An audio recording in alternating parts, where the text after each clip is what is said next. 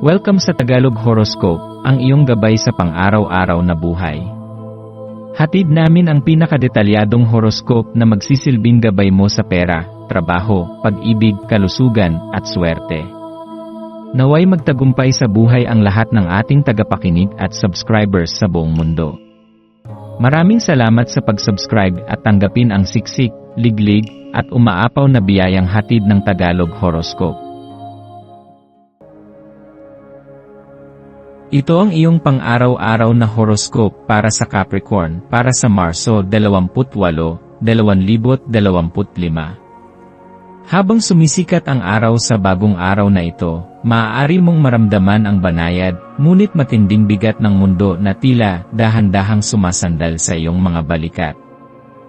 Bilang isang Capricorn, likas sa iyo ang pagiging matyaga, determinado, at may matibay na pundasyon.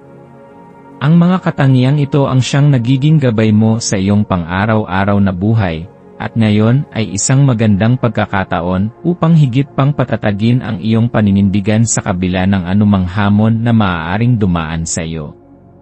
May isang malalim na enerhiya na bumabalot sa iyo ngayon, na nagbibigay ng mas matalas na pakiramdam sa iyong emosyon at pakikisalamuha sa iba. Ang iyong likas na kakayahang manatiling kalmado at may kontrol sa iyong sarili ay isang biyaya na dapat mong yakapin. Anumang gawain ang iyong harapin ngayon, gawin mo ito ng may husay, tiyaga, at pagpapahalaga sa kalidad ng iyong ginagawa.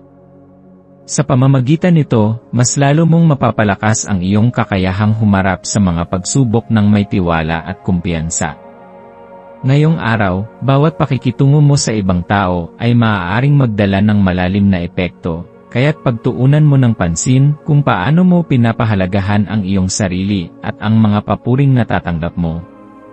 Ang mga positibong salita at kilos mula sa iba ay maaaring magbigay sa iyo ng inspirasyon at magpataas ng iyong tiwala sa sarili. Ngunit tandaan din na hindi lahat ng papuri ay kailangang umangat sa iyong isipan. Ang pinakamahalagang pagpapatibay ay ang iyong sariling paniniwala sa iyong kakayahan at halaga.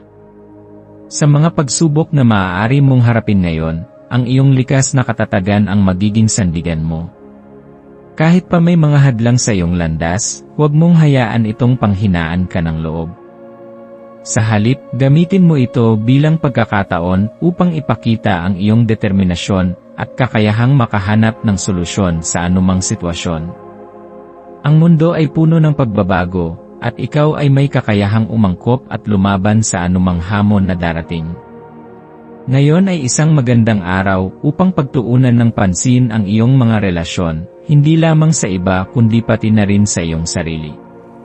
Minsan, sa sobrang abala natin sa ating mga tungkulin, nakakalimutan nating alagaan ang ating sariling kaligayahan.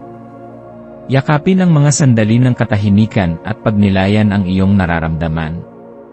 Ang mas malalim na koneksyon sa iyong sarili ay magbibigay sa iyo ng mas malinaw na direksyon sa buhay. Sa iyong araw-araw na gawain, maaaring mapansin mong ang iyong paligid ay nagdadala ng iba't ibang enerhiya, may mga pagkakataong magiging magaan at puno ng inspirasyon, ngunit maaari ring may mga sandali ng kabigatan o pagkalito. Huwag mong hayaan ang mga negatibong enerhiya na makahadlang sa iyong progreso. Sa halip, gumamit ka ng mga pamamaraan upang mapanatili ang positibong pananaw, tulad ng paggawa ng mga bagay na nagpapasaya sa iyo, pakikinig ng musika, o simpleng pagninilay sa mga bagay na nagpapasalamat ka. Ang iyong maswerteng kulay para sa araw na ito ay puti. Ang puti ay sumisimbolo ng kaliwanagan ng isipan, kapayapaan, at bagong simula. Sa pamamagitan ng paggamit ng kulay na ito, maaari mong maramdaman ang kalmado at linaw sa iyong mga desisyon. Ang iyong maswerteng numero ay 3, 10, at 25. Ang 3 ay sumasalamin sa pagiging malikhain at masayahin.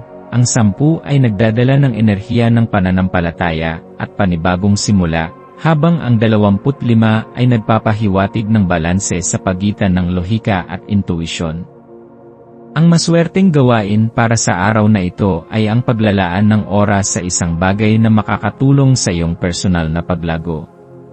Maaari itong pagbabasa ng isang aklat na may inspirasyonal na nilalaman, pagsusulat ng iyong mga saloobin sa isang journal, o pagsisimula ng isang bagong proyekto na matagal mo nang gustong gawin. Sa pamamagitan ng paggawa ng mga bagay na nagpapalakas ng iyong kaalaman at pagpapahalaga sa sarili, mas lalong lalalim ang iyong pag-unawa sa iyong misyon sa buhay. Sa pagtatapos ng araw, maglaan ng oras upang pagnilayan ang mga natutunan mo. Ano ang mga aral na nakuha mo mula sa iyong mga karanasan ngayong araw? Ano ang mga bagay na dapat mong ipagpatuloy at pagbutihin? Ang bawat araw ay isang hakbang patungo sa iyong pangmatagalang tagumpay, kaya't gamitin mo ang bawat pagkakataon upang lumago at maging mas mabuting bersyon ng iyong sarili. Manatili kang matatag, Capricorn. Ano man ang dumating sa iyo, tandaan na ang iyong determinasyon at pagsisikap ay magdadala sa iyo sa tamang landas. Patuloy kang lumaban para sa iyong mga pangarap at huwag matakot sa pagbabago. Ang bawat araw ay isang bagong simula, at nasa iyong mga kamay kung paano mo ito gagawing makabuluhan at puno ng tagumpay.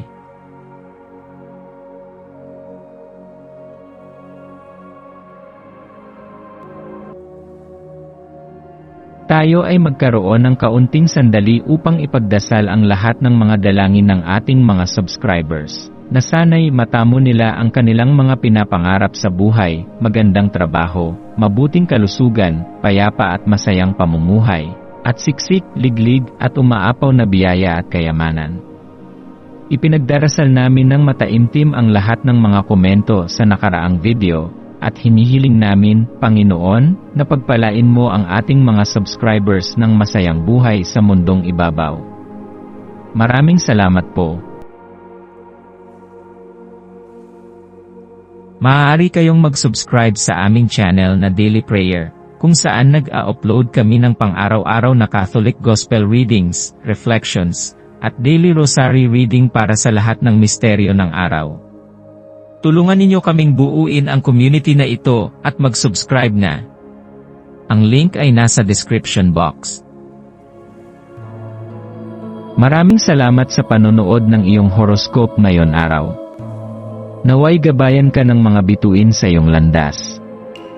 Huwag kalimutang mag-like, share, at subscribe para sa iba pang cosmic na kaalaman. Hanggang sa muli, manatiling konektado sa universo,